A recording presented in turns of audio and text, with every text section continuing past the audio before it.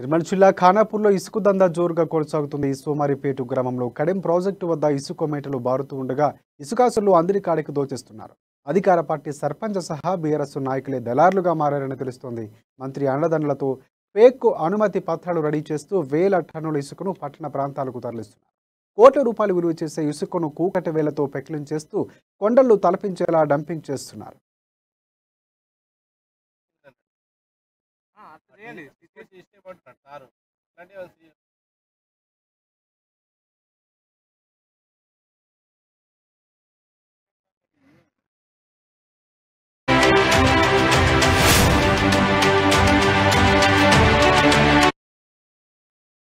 కౌట్లకే గ్రామంలో డబుల్ ఇండ్లను సాకుగా చూపుతూ ఇసుక దందా కొనసాగిస్తున్నారని తెలుస్తోంది. మంత్రి అండదండలతోనే తప్పుడు అనుమతి పత్రాలు సృష్టించి యథేచ్ఛగా ఇసుక రవాణా చేస్తున్నారు. సర్కారుకు కట్టాల్సిన పన్ను కూడా ఎగేసి హైదరాబాద్, నిజామాబాద్, నిర్మల్ జిల్లాలకు తరలిస్తున్నారు. ఇక చర్యలు తీసుకోవాల్సిన పోలీసులు, రెవెన్యూ, ఫారెస్ట్ అధికారులు మామూలుకు కక్కుర్తి పడుతున్నారని ఆరోపణలు సైతం వినిపిస్తున్నాయి. మరోవైపు అధికార పార్టీ నేతల తప్పిదాన్ని ఎత్తి చూపించాల్సిన ప్రతిపక్షాలు ఇప్పటికీ నోరు మెదపకపోవడంతో అడిగేవారు లేరని ఇష్టానురీతిగా దందా సాగిస్తున్నారు.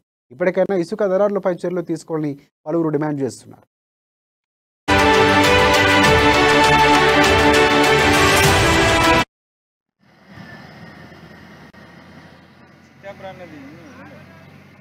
సన్నపు ఇసుక అనేది ఎంతో కొంతవరకు ఎల్లుతున్నటువంటి పరిస్థితులు. ఆ ఇసుకను ఇక్కడ ఖానాపూర్, కడెం, పెంబి మండలాలకు పేదవాళ్ళు ఇల్లు కట్టుకుంటున్నటువంటి పరిస్థితుల్లో అసలు పేదవాడికి ఎటువంటి దోరి దొరకకుండా, ఎటువంటి ఇసుక దొరకకుండా పెద్దోళ్ళ చేతితో ఉన్నటువంటి అధికార పార్టీ నాయకుల చేతి వాట ఉండి అక్కడ ఉన్నటువంటి నాయకుల ఈ యొక్క అధికార పార్టీ నాయకుల అండతో అక్కడ ఉన్నటువంటి లారీలు పెద్ద పెద్ద లారీలలో ఓవర్లోడ్తో నింపి అక్కడ లోడ్ చేస్తున్నటువంటి పరిస్థితి.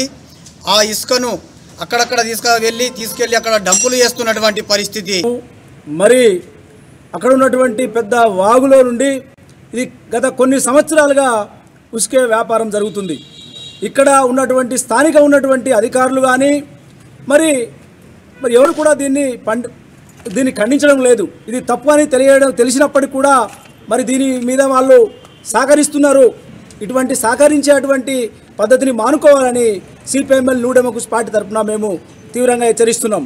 కాబట్టి రోడ్లు చట్టరీత్యా నిర్మించేటువంటి రోడ్లను మరి ఫారెస్ట్ అధికారులు అడ్డుకొని మరి కష్టపడి ఎన్నో సంవత్సరాల నుంచి పోడుగట్టుకున్నటువంటి భూములను కూడా నిరుపేదలైన వాళ్ళని హక్కుపత్రాలు ఉన్నప్పటికీ కూడా ట్రాక్టర్లు పెట్టనీయకుండా సీల్ చేసి అనేక రీతిలుగా ఇబ్బందులు పెడుతున్నటువంటి పరిస్థితిలో ఉంది. ఈ పరిస్థితిలో ఇంత పెద్ద ఎత్తున ఉసుక రవాణా జరుగుతున్నప్పటికీ కూడా అధికారులు దాన్ని చూడనట్టుగా మరి అటు కన్ను వైపు కూడా చూడకుండా మరి పూర్తిగా దానికి ఆ వ్యాపారస్తులకే ఈ యొక్క సమాజాన్ని బలం ఉన్నటువంటి వారికి అప్పగించినట్టు కనబడుతుంది. దీన్ని సొమ్ము చేసుకుంటున్నారు. Reserve forest, tiger zone forest అందులో కనీసం ఒక మేకలు మేపుకునేందుకు కూడా అధికారం లేకుండా చేసిన అటవీ అధికారులు ఇవాళ మరి స్వేచ్ఛగా కొన్ని వేల టన్నుల ఇసుకను పెద్ద పెద్ద లారీలతోటి మరి అక్రమ రవాణా అనేది చేస్తున్నారు. ఇది మరి ఎంతవరకు కరెక్ట్? మరి వీళ్ళకి ఎవరు పర్మిషన్ ఇచ్చారు? స్థానిక ఎంఆర్ఓ గారు పర్మిషన్ ఇచ్చారా, లేకపోతే జిల్లా కలెక్టర్ గారు ఇచ్చారా, లేకపోతే స్థానిక ఎమ్మెల్యే గారు ఇచ్చారా? ఎందుకని చెప్పి రేపు జరగబోయే భవిష్యత్ తరాలకు కూడా ఇసుక దొరకకుండా చేస్తున్నారు. ఎందుకంటే పెద్ద జంగల్ అది. ఆ జంగల్లో మరి దాని కింద మరి లారీలలో మరి ఇసుక పోతుందా, లేకపోతే కింద ఏమైనా కలప పోతుందా? అది మాకు అనుమానాలు ఉన్నాయి. ఎందుకని చెప్పండి మేము ఆపినా కూడా మాకు ఏదో పర్మిషన్ లెటర్ చూపెడుతున్నారు. ఇది మాకు గవర్నమెంట్ నుంచి పర్మిషన్ ఉందని చెప్పంటారు.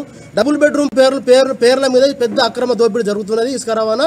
దీన్ని తక్షణమే ప్రజలు కానీ, అధికారులు కానీ, స్థానిక నాయకులు కానీ గమనించి రేపు భవిష్యత్ తరాలకు అన్ని రకాల రేపు ఉపయోగపడాలంటే మనకి ఇసుక అవసరము. దీన్ని తక్షణం ఆపేయాలా, లారీలను సీజ్ చేయాలా. దీనికి ఎవరైతే పర్మిషన్ ఇచ్చారో వాళ్ళని కూడా విచారణ జరిపించాలని చెప్పి మేము అవసరం సీసీఎఫ్ గారు కానీ, కలెక్టర్ గారిని కానీ కలిసి మేము ఎవరైతే ఉన్న వామపక్షాల ఆధ్వర్యంలో మేము కూడా మెమోరాండం ఇస్తాము. సన్నపు ఇసుక